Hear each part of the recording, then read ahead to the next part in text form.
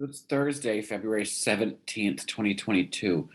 Um, and let's just talk about what's going on in The View for a second. I don't know what's happened to Sunny Hostin.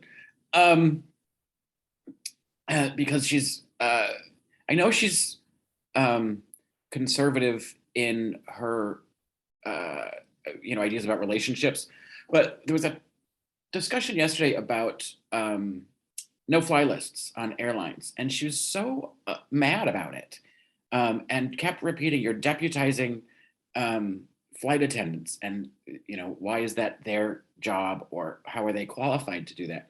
The flight attendant's job on the plane is to keep the passengers safe. That's their job.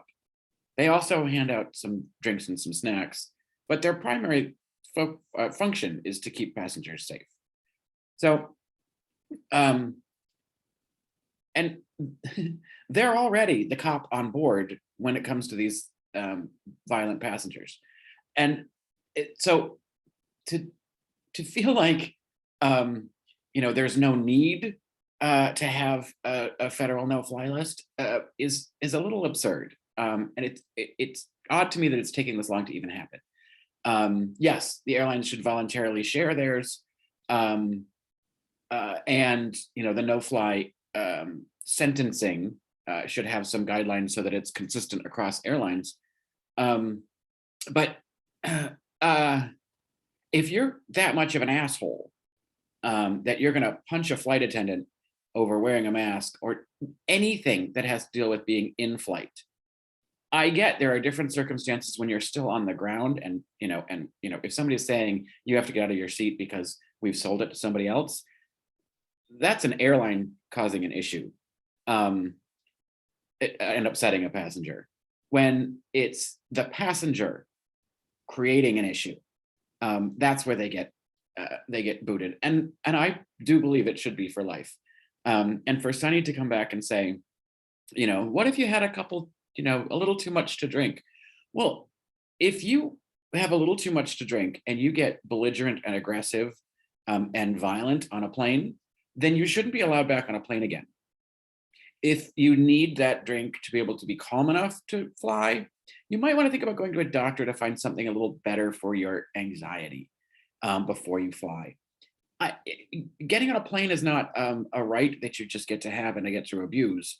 So no, Sonny, no. People who are dicks on planes, who are in confined spaces where it's already stressful and a lot of people are already under a bunch of duress, no, you don't get to fly again. And please stop bringing your own pillows, wearing sweatpants, and those stupid neck pillows. Those neck pillows, by the way, filthy, just filthy. And then the other thing is Lauren Wright, I think her name is, the guest, the new Meghan, who was, did her best Meghan. She's a little less grating to listen to, but her tactics were all the same, right? Yesterday, she was talking about a slippery slope about blaming manufacturers for the products that they use. And again, I think it was explained to her, the gun manufacturer was being sued for the gun actually working properly and being used in its proper function. That's what the gun is for. It's to shoot things and harm them. And that's what it did. When she's talking about, you can't, prosecute a company that makes bleach because somebody served it to somebody else and poisoned them. That's not using the product as it's intended. So it's not the same thing. Very disingenuous argument, but the kind that Meghan would make. And then today, just couldn't help herself by turning everything into a political discussion. It was ridiculous. When talking about mask mandates, and Joy said the pandemic was politicized by the right, from, I think she said, from the giddy up, which I think is hilarious. And then little Lauren Wright says, and the left. How was it politicized by the left, she's asked? And then she goes on to talk about the CDC and Dr. Fauci. That's not the left, dum-dum. That's not a political party. That's a government agency and a world-renowned epidemiologist. Like, I don't That's not the left. But trying to make her talking points and blame the Democrats for everything, which the Republicans love to do, and then talking about the police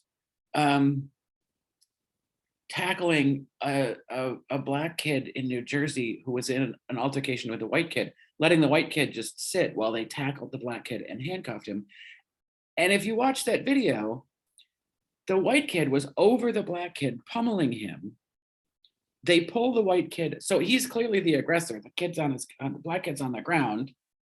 They pull the white kid off, put him in a chair, and then tackle the black kid who's already on the ground. I don't know how you can't see that that's an inherent bias, right? And that's the kind of thing, and I'm glad somebody said it. I'm sure that those cops would say, I'm not racist, I don't see color.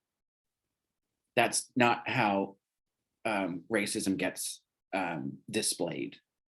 Racism ggets displayed in ways just like that, where your internal bias makes an immediate assumption. So, and in that argument, new Meghan says, talking about the Democrats and the Republicans police bills. It's not about Democrats and Republicans, dum-dum. This is just about racism. And that's not a left or right issue. I think the Republicans like making it one, but it's not a left or right issue. It's again, as we talk about, it's a humanity issue. Just like, the pandemic response is about public health and safety. And the Republicans like to politicize everything and make it somehow the Democrats did something wrong. So it was nice that, it wasn't nice. I mean, she was doing what she thinks is her job in following the footsteps of, the Princess of Arizona. But it was nice to see Whoopi give her a little smackdown to say, you know what, I'm going to just stop you right there about defunding the police. You can't use that phrase against us. We all know what defund the police means. It isn't taking the police away. It's about allocating funds so that the right people respond to the right emergent calls. So it's just, and that's the kind of response we need to give every fucking time. Every time the Republicans say something stupid like that, you have to call them out and say, that's not what that means. Make them look dumb. That, and then I doubt that, although they made up a little bit at the end and Whoopi was like nice to her. And I don't know if that was because the producers are like, hey, we kind of think this one's a keeper. I don't know why, because everybody kind of hates her. I mean, I don't know about how the panel feels, but definitely, online, no one's impressed. Because again, it's just a disingenuous argument.